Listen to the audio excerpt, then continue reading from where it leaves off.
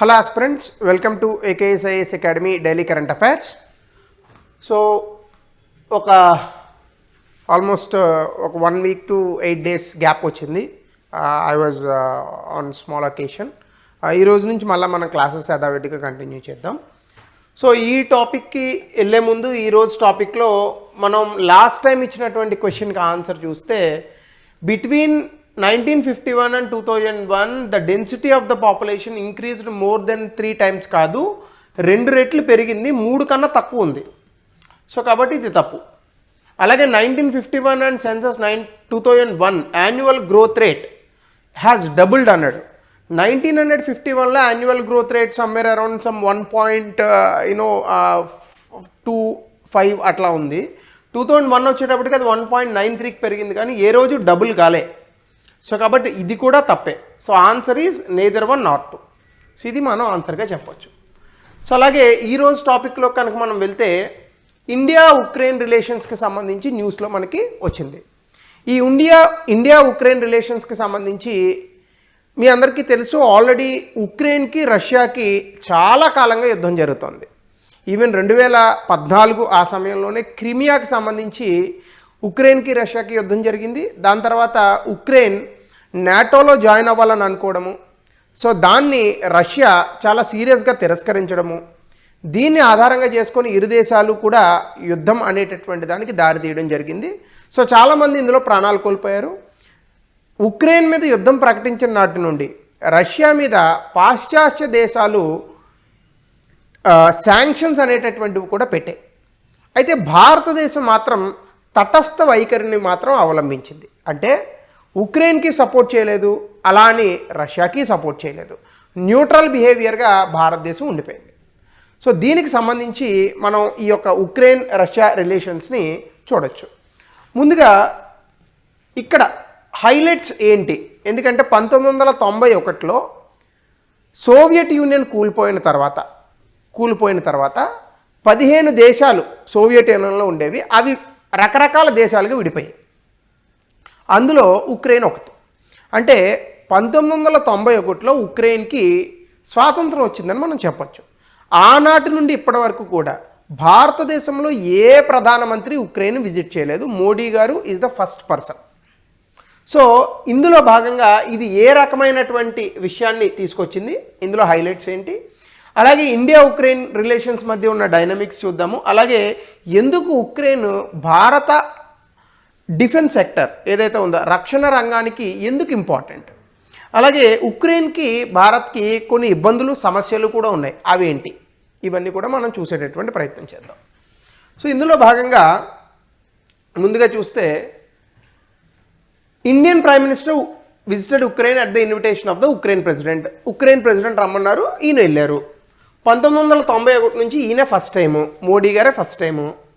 Discussion దేని మీద చేస్తారు, కోఆపరేషన్ అండ్ డిఫెన్స్, రక్షణ రంగానికి సంబంధించి సహకారానికి సంబంధించి దీని మీద డిస్కస్ చేయబోతున్నారు. India military equipment Ukraine origin, అంటే సోవియట్ యూనియన్ కూలిపోక ముందు ఉక్రెయిన్లో తయారైనటువంటి చాలా వస్తువుల్ని మన రక్షణ రంగంలో మనం వాడుతున్నాం. అంటే ఆ రకమైన వెపన్స్ ఏవైతే ఉన్నాయో ఆయుధాలను వాడుతున్నాం. సో దానికి సంబంధించిన కాంపోనెంట్స్ అన్నీ ఉక్రెయిన్లోనే తయారయ్యాయి. సో ఇప్పుడు దానికి ఏదైనా పార్ట్స్ రిపేర్లు సర్వీసింగ్లు అనుకోండి, ఉదాహరణకు చెప్తున్నాను అంతే, ఇట్లాంటివి కావాలనుకోండి, మనకు ఉక్రెయిన్ చాలా అవసరం అన్నమాట. సో దీనికి సంబంధించి ఇప్పుడు మనం ఉక్రెయిన్తో సత్సంబంధాలను కొనసాగించాలని అనుకుంటున్నాం. Point number 1. ఇందులో హైలైట్స్ ఏంటంటే డెఫినెట్గా ఇండియా రష్యా ఉక్రెయిన్కి యుద్ధానికి సంబంధించి చాలా క్లియర్ స్టాన్స్ తీసుకుంది. రష్యా వైపు వెళ్ళట్లేదు, ఉక్రెయిన్ వైపు వెళ్ళట్లేదు. ఇద్దరు శాంతియుతంగా ఉండండి, శాంతిని అవలంబించండి, సో పీస్ అనేటటువంటిది మాత్రమే చెప్పింది. అలాగే ఉక్రెయిన్ కూడా చాలా అద్భుతమైనటువంటి భాగస్వామి. 2021-22లో ఉక్రెయిన్ భారత్కి మధ్య జరిగినటువంటి ఈ యొక్క ట్రేడ్ ఏదైతే ఉందో ఇది $3 బిలియన్ ఉంది.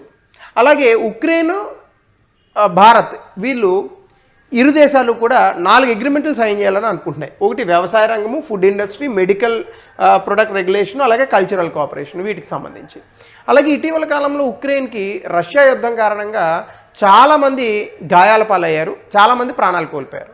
సో అక్కడ హెల్త్ సెక్టర్ అనేది చాలా ఇబ్బంది పడుతుంది. దీనికి సంబంధించి భీష్మా క్యూబ్స్ అని ఒకటి ఇచ్చాం. Bharat heavy initiative for Sahyog Hita and మైత్రి అని చెప్పి భీష్మ క్యూబ్స్ అని ఉన్నాయి. అదేంటంటే ఒక మొబైల్ క్యూబ్ అనమాట. అంటే ఇప్పుడు హాస్పిటల్ని తరలించలేం కదా, ఒక చిన్న గుడారంలా ఉంటుందన్నమాట క్యూబ్ లాగా. అందులోనే ప్రతి మనిషికి ఆపరేషన్ చేయడం వరకు కూడా అన్ని రకాల ఈ చిన్న చిన్న మందులు ఇవన్నీ కూడా ఆ క్యూబ్లో ఉంటాయన్నమాట. ఇలాంటి భీష్మ క్యూబ్స్ని భారతదేశం అందించింది. అలాగే ఉక్రెయిన్ రష్యా యుద్ధంలో చిన్నపిల్లలు కూడా ప్రాణాలు కోల్పోయారు. అక్కడికి వెళ్ళి మోడీ గారు వాళ్ళకి సంఘీభావం తెలుపుతూ చిన్న చిన్న బొమ్మలు కూడా పెట్టారు. అదే solidarity with the life loss. అలాగే ప్రెసిడెంట్ జెలెన్స్కీని భారతదేశానికి ఇన్వైట్ చేశారు. ఎప్పుడైనా కుదిరినప్పుడు మా దేశానికి రండి, మన సంబంధాలను బలోపేతం చేసుకుందాం అనే విషయాన్ని కూడా ఇక్కడ చెప్పడం అనేటటువంటి. అలాగే డైనమిక్స్ ఆఫ్ ఇండియా ఉక్రెయిన్ రిలేషన్స్లో కనుక మనం వెళ్తే మోడీ ఫస్ట్ ప్రెసిడెంట్ అండి. మోడీ గారు first president to visit Ukraine after 1991 demolition of Soviet union అనమాట. అంటే సోవియట్ యూనియన్ పోయిన తర్వాత ఉక్రెయిన్కి సెపరేట్ దేశంగా అవతరించింది, అంటే స్వతంత్రం వచ్చిందని చెప్పచ్చు. అప్పటి నుంచి మొట్టమొదటి ప్రైమ్ మినిస్టర్. అలాగే ఉక్రెయిన్ని ఒక దేశంగా గుర్తించినటువంటి మొదటి దేశాలలో భారతదేశం కూడా ఒకటి. అలాగే సోవియట్ యూనియన్కి చాలా అద్భుతమైనటువంటి రిలేషన్స్ ఉన్నాయి. ఎందుకంటే 1971 యుద్ధంలో మనకి సోవియట్ యూనియన్ చాలా హెల్ప్ చేసింది. అందులో భాగంగా ఉక్రెయిన్తో కూడా డెఫినెట్గా మనకు కొన్ని సంబంధాలే ఉన్నాయి. అలా అని ఖచ్చితంగా ఉక్రెయిన్తో ఎప్పుడూ మనం సత్సంబంధాలను కొనసాగించలేదు అనేటటువంటిది కూడా ఏమీ లేదని చెప్పాలి. అయితే సెపరేట్ దేశంగా అవతరించింది కాబట్టి సోవియట్ యూనియన్తో సంబంధాలు ఉన్నాయి, కానీ ఉక్రెయిన్తో సెపరేట్గా ఆ ప్రాంతంతో మాత్రం మనకు పెద్దగా సంబంధాలు లేవు. అయితే ఇండియా ఇప్పుడు ఎందుకు ఉక్రెయిన్తో కలవాలని అనుకుంటోంది, ఎందుకు సహాయ సహకారాలను పెంచుకోవాలని అనుకుంటోందంటే ఇండియా ఒక బ్రాడ్ స్ట్రాటజీని పట్టుకొచ్చింది. ఏంటంటే ఇప్పటి వరకు యూరోప్ అంటే ఐరోపా ఖండంలో ఉన్నటువంటి బడా దేశాలతో మాత్రమే సహకార ఒప్పందాలు లేదంటే ఇంకా ఇతరత్ర ట్రేడ్ రిలేషన్స్ని కొనసాగిస్తూ వస్తుంది భారతదేశం. కానీ ఇప్పుడు అలా కాకుండా చిన్నా చితకా దేశాలతో కూడా ఎప్పుడైతే భారతదేశం ఇలా సహకారము ఇంకా ఇతర అంశాలకు సంబంధించి కోఆపరేటివ్ అగ్రిమెంట్స్ చేసుకుంటుందో అప్పుడే మిగతా దేశాలతో కూడా మన కనెక్షన్ అనేటటువంటిది ఏర్పడుతుంది అని ఇప్పుడు భారతదేశం నమ్ముతుంది. కాబట్టి కేవలం ఐరోపాలో ఉన్నటువంటి బడా పవర్స్ అంటే యూకే లేదా ఫ్రాన్స్ లేదా జర్మనీ ఇలాంటి దేశాలే కాకుండా చిన్న దేశాలతో కూడా సహకారం అనేటటువంటిది ఉండాలి అని ఇప్పుడు అనుకుంటున్నారు. దాంతో పాటుగా ఇప్పుడు భారతదేశానికి సంబంధించి ఇండియాస్ ఫారెన్ పాలసీ ఏదైతే ఉందో increased engagement with central and eastern Europe. అంటే ఏంటి, మధ్య యూరోపు అలాగే ఈస్టర్న్ యూరోప్ తూర్పు భాగంలో ఉన్నటువంటి ఐరోపా దేశాలతో అధికంగా సత్సంబంధాలు కొనసాగించాలని భారతదేశం భావిస్తోంది. సో ఈ యొక్క విదేశాంగ విధానంలో భాగంగానే ప్రైమ్ మినిస్టర్ మోడీ గారు ఇప్పుడు ఉక్రెయిన్ విజిట్ చేయడం అనేటటువంటి జరుగుతుంది. అలాగే ఉక్రెయిన్కి ఇండియాకి మధ్య హై లెవెల్ ఇంటరాక్షన్స్ కూడా పెరుగుతున్నాయి. డిఫెన్స్ మినిస్టర్స్ వీళ్ళు కూడా కలుస్తున్నారు. అలాగే ఉక్రెయిన్కి డిఫెన్స్ టెక్నాలజీ రక్షణ రంగంలో చాలా అద్భుతమైనటువంటి అధునాతన సాంకేతికతలు ఉన్నాయన్నమాట. ఇప్పుడు వీళ్ళు భారతదేశంతో జాయింట్ కొలాబరేషను అలాగే జాయింట్ మ్యానుఫ్యాక్చరింగ్లో కూడా ఎంటర్ అవుదామని అనుకుంటున్నారు. దీనివల్ల మన రక్షణ రంగానికి ఉపయోగము, మన తాలూకా దిగుమతులు అనేటటువంటివి తగ్గుతాయి. అలాగే Ukraine strength as an agrarian power, డెఫినెట్గా సన్ఫ్లవర్ ఆయిల్ ఇంపోర్ట్స్లో ఉక్రెయిన్ చాలా అద్భుతం అనమాట. పొద్దుతిరుగుడు పువ్వు అంటారు, దీని నుంచి ఆయిల్ తీస్తారు. ఇలాంటి వాటిల్లో కొన్ని ఉన్నాయి. ఉక్రెయిన్లో ఈ వ్యవసాయ రంగం కూడా చాలా అద్భుతంగా చేస్తుంది ఉక్రెయిన్, ఎందుకంటే కొంచెం స్టెప్పీస్ ఈ ప్రాంతంలోకే వస్తుంది ఉక్రెయిన్ కూడా.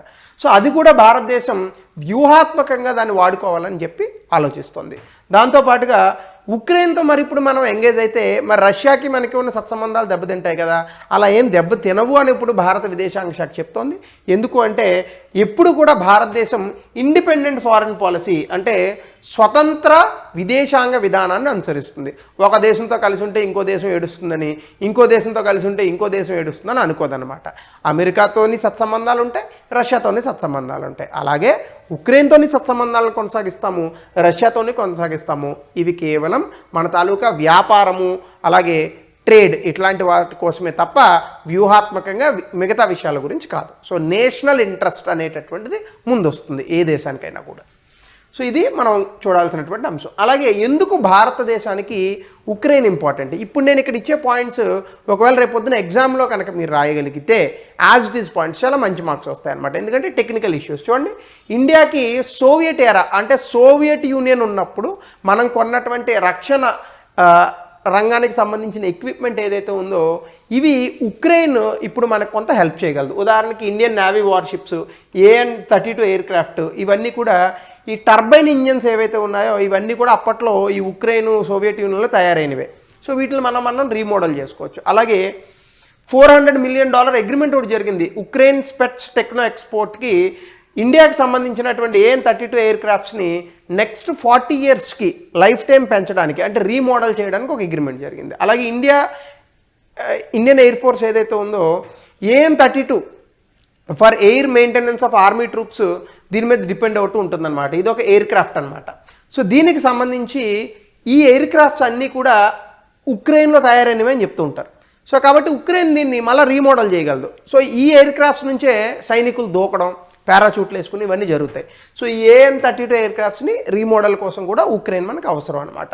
అలాగే ఉక్రెయిన్ కొన్ని Admiral Grigorovich class frigates shipyard, అంటే ముఖ్యంగా మన దేశంలో నేవీకి సంబంధించినటువంటి ఈ యొక్క షిప్స్ ఏవైతే ఉంటాయో నేవల్ కోస్ట్ గార్డ్ ఇలాంటి వాటికి సంబంధించి తయారీలో కొన్ని క్రిటికల్ కాంపోనెంట్స్ని ఉక్రెయిన్ సప్లై చేస్తుంది అనమాట ఇండియన్ నేవీకి. సో ఖచ్చితంగా ఇవన్నీ కూడా మనకి చాలా important, especially as far as our defence sector is concern. అలాగే 30 ఇండియన్ ఫ్రంట్ లైన్ వార్షిప్స్, అంటే మనకు వార్షిప్స్ ఉంటాయిగా నేవీలో, ఈ వార్షిప్స్ అన్నీ కూడా ఉక్రెయిన్ ఇంజన్లో తయారైనవే. సో కాబట్టి దీనికి సంబంధించి భారతదేశంలో ఉన్న ప్రైవేట్ కంపెనీస్ కూడా జాయింట్ మ్యానుఫ్యాక్చరింగ్ అనేది మొదలు పెట్టచ్చు. అలాగే 2019లో బాలాకోట్ ఎయిర్ స్ట్రైక్ తర్వాత Indian air force emergency procurement చేసింది. ఏంటి? R-27 air to air missiles, అంటే ఈ యొక్క ఎయిర్ క్రాఫ్ట్స్ ఉంటాయి కదా, ఫైటర్ జెట్ ఎయిర్ క్రాఫ్ట్స్, వీటికి గాల్లోనే కొట్టేటటువంటి మిసైల్స్ ఉంటాయి. ఈ మిసైల్స్ ఏవైతే ఉన్నాయో ఇవి మనము Sukhoi 30 ఎయిర్ క్రాఫ్ట్స్ Mark 1, అంటే సౌండ్కి ఒక రెట్లు స్పీడ్ వెళ్తుంది అనమాట, ఆ ఎయిర్ క్రాఫ్ట్స్లో వాడతాం. ఇవి మనం ఉక్రెయిన్ నుంచి తెచ్చుకుంటాం. అలాగే ఎయిరో ఇండియా ఫిబ్రవరి 2021లో జరిగినటువంటి ఆ షోలో ఉక్రెయిన్ 4 అగ్రిమెంట్లు సైన్ చేసింది. ఏంటంటే కొన్ని కొత్త వెపన్స్, ఆల్రెడీ మన దగ్గర ఉన్నటువంటి మిలిటరీ ఎక్విప్మెంట్స్ని అప్గ్రేడ్ చేయడానికి మనతో అగ్రిమెంట్ సైన్ చేసింది ఉక్రెయిన్. దాంతోపాటుగా మిలిటరీ హార్డ్వేర్ ఇండియా నుంచి కొందామని అనుకుంటాం. దీని ద్వారా మన రక్షణ రంగంలో ఇంకా డీప్గా వద్దామని అనుకొని ఉక్రెయిన్ కూడా ఆలోచిస్తోంది. దీంతో పాటుగా ఉక్రెయిన్ సంబంధించినటువంటి రీసెర్చ్ ఆర్గనైజేషన్స్, ఇండియాలో ఉన్నటువంటి DRDO కూడా కొత్త వెపనరీస్, ఆల్రెడీ ఉన్న వెపన్స్ని అప్గ్రేడ్ చేయడానికి, మ్యానుఫ్యాక్చరింగ్ చేయడానికి కొన్ని కొలాబరేషన్స్ మ్యానుఫ్యాక్చరింగ్ అనేవి మాట్లాడుతున్నాయి. సో ఇవన్నీ కూడా భారతదేశ రక్షణ రంగానికి స్వయంగా మన తాలూకా ఆయుధాలను మనమే సమకూర్చుకోవడానికి ఇవన్నీ మనకు ఉపయోగపడతాయి. సో ఇవన్నీ కూడా మనం ఇందులో భాగంగా చూడొచ్చు. అయితే అలా అని ఇండియా ఉక్రెయిన్ తాలూకా రిలేషన్స్ బాగున్నాయని అనుకుంటే తప్పు. ఇందులో కూడా కొన్ని సమస్యలు ఉన్నాయి. ముఖ్యంగా యుద్ధం మొదలైన నాటి నుండి పాశ్చాత్య దేశాలన్నీ కూడా రష్యా మీద విరుచుకుపడుతున్నాయి. అంటే డైరెక్ట్గా యుద్ధం చేయట్లేదు కానీ సూటుపోటు మాట్లాడడం, లేదని అనుకుంటే శాంక్షన్స్ పెట్టడం, వీటన్నిటిని భారతదేశం వ్యతిరేకించకుండానే వ్యతిరేకిస్తోంది. ఒకానొక సందర్భంలో జెల్నిస్కీ ఓపెన్గా చెప్పాడు, అసలు కాశ్మీర్ ఇష్యూ ఘోరం, అది పాకిస్తాన్ది కాశ్మీర్ అన్నట్టుగా మాట్లాడాడు ఆయన. అలాగే భారతదేశం ఏ స్టాన్స్ తీసుకోవట్లేదు, రష్యా నుంచి ఆయిల్ కొంటోంది, ఆ డబ్బులతోనే రష్యా యుద్ధం చేస్తుందని కూడా అనేవాళ్ళు ఉన్నారు. దీనికి భారతదేశం ఘాటుగానే సమాధానం చెప్పింది. అయినప్పటికీ రష్యా యుద్ధం సందర్భంలో ఉక్రెయిన్ భారత్ మధ్య కొంత ఇబ్బందికరమైనటువంటి వాతావరణం అయితే ఉంది. దీనికి సంబంధించి డెఫినెట్గా భారతదేశానికి ఉక్రెయిన్కి ఉన్నటువంటి రిలేషన్స్, అలాగే పాశ్చాత్య దేశాలకి భారత్కి ఉన్నటువంటి రిలేషన్స్ కొంత దెబ్బతిన్నాయని చెప్పచ్చు. అయితే రష్యా ఉక్రెయిన్ మీద యుద్ధం చేసినటువంటి తరుణంలో మనం డిప్లొమాటిక్గానే బిహేవ్ చేసాము, అలాగే న్యూట్రల్ స్టాన్స్ తీసుకున్నాం. రష్యా యుద్ధం చేయడం కరెక్ట్ అని చెప్పలా, ఉక్రెయిన్ యుద్ధం చేయడం కరెక్ట్ అని చెప్పలా. ఎందుకు యుద్ధాలు, గొడవలు ఎందుకు, శాంతియుతంగా ఉండండి, ఇట్లాంటి మాటలే చెప్పుకొచ్చాం. అది రెండవది. 3, India western sanctions on Russia, అంటే ఏంటి? రష్యా మీద పాశ్చాత్య దేశాలు పెట్టినటువంటి శాంక్షన్స్కి భారతదేశం ఎప్పుడు కూడా ఆమోదించలేదు. దాది పోగా రష్యా నుంచి తక్కువ డబ్బులకు ఆయిల్ కొన్నది. ఎందుకంటే మన దేశంలో పెట్రోల్ కావాలి, అది ఎవడు అమ్ముతాయండి? రష్యా కాబట్టి ఇంకొకటి అమ్ముతాడు. సో ఇది మనం తీసుకున్నటువంటి స్టాన్స్. అలాగే UN జనరల్ అసెంబ్లీలో రష్యా ఉక్రెయిన్ మీద చేస్తున్నటువంటి యుద్ధాన్ని అందరూ ఖండిస్తే భారతదేశం మాత్రం ఓటు వేయకుండా వెనక్కి వచ్చింది. అసలు ఓటు వేయలా, అంటే ఓటు వేస్తే వ్యతిరేకించినట్టు, ఓటు వాళ్ళకి ఎగనెస్ట్ చేస్తే రష్యాని వ్యతిరేకించినట్టు, ప్రోగా వేస్తే ఉక్రెయిన్కి వ్యతిరేకించినట్టు, రెండూ చేయలే. అసలు ఓటింగ్కి వెళ్ళలేదు మన వాళ్ళు, అంటే న్యూట్రల్ స్టాన్స్ తీసుకున్నాం. దాంతోపాటుగా భారత్ రష్యా నుంచి కొన్ని వెపన్స్ కొంటుంది. ముఖ్యంగా ట్రయంఫ్ మిసైల్స్, అలాగే AN-32 ఎయిర్ క్రాఫ్ట్స్కి సంబంధించినటువంటి అప్గ్రేడ్స్ ఇవన్నీ కూడా రష్యా ఉక్రెయిన్ యుద్ధంగా కొంచెంలో కొంచెం డిలే అవుతూ వచ్చాయి ఈ ప్రాజెక్ట్స్ అన్నీ. సో ఇవన్నీ కూడా ఈ రెండింటి మధ్య ఉన్నటువంటి ఇబ్బందులు. దాంతోపాటుగా S-400 ట్రైమ్ మిసైల్స్ కొన్నాం మనం. ఇది రష్యా ఈ పాటికి మనకి ఇచ్చి ఉండాలి, కానీ రష్యా ఉక్రెయిన్ యుద్ధం కారణంగా ఇది డిలే అయిపోయింది మనకి. అలాగే ఉక్రెయిన్ అకేషనల్గా కశ్మీర్ ఇష్యూకి సంబంధించి ఆర్టికల్ 370 తీసేయడానికి సంబంధించి చాలా వ్యాఖ్యలు చేసింది. ఇవి భారతదేశాన్ని చాలా ఇబ్బంది పెట్టాయి, భారతదేశం వాటిని ఖండించింది కూడా. సో ఇది కూడా ఉక్రెయిన్ రష్యా మధ్య ఉన్నటువంటి సంబంధాలకు సంబంధించి కొంత ఇబ్బందికరమైనటువంటి వాతావరణం. సో ఇది మనం చూడాల్సినటువంటి విషయాలు. దీనికి సంబంధించి 2023లో ఉక్రెయిన్ బోర్డర్తో ఉన్నటువంటి దేశాలు ఎన్ని అని ఇచ్చాడు. 2023లో ఎక్కువగా న్యూస్లో ఉంది కాబట్టి ఉక్రెయిన్. సో దీని తాలూకా సమాధానం మీరు కమెంట్ సెక్షన్లో చెప్పండి. అలాగే రష్యా ఉక్రెయిన్ యుద్ధంపై భారత్ తటస్థ వైఖరి ఉక్రెయిన్ మరియు పాశ్చాత్య దేశాల దౌత్య సంబంధాలను ఎలా ప్రభావితం చేసింది? 200 పదాల్లో రాయండి.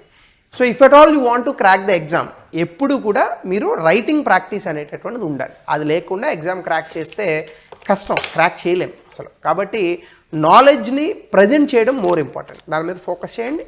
Again we will meet with a new topic.